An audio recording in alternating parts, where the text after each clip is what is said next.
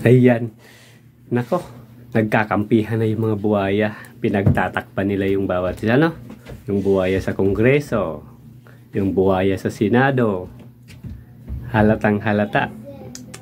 Grabe na yung panahon ngayon, no? At padami ng padami yung buhaya. Grabe. Alam niyo ba kung bakit dumadami yung buhaya dito sa Pilipinas? Ayan, kaunting trivia tayo. Pakinggan ninyo si Kuya Kim. Kuya Kim, pasok! Buhaya ay pwedeng makaranas ng virgin birth o manganak kahit walang partner. Noong 2023, natuklasan ng mga scientists sa Costa Rica na mga buhaya ay kaya magparami ng mag-isa. Dati kasi posible lamang ito sa mga ibon, isda at iba pang uri ng reptile.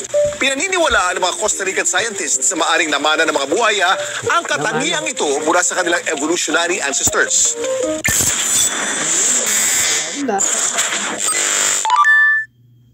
Yan, ngayon alam nyo na. Diba?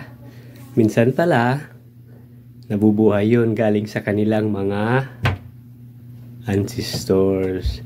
Kanilang mga ninuno yung sa genes nila. Kung buhaya na noon, buhaya pa rin ngayon.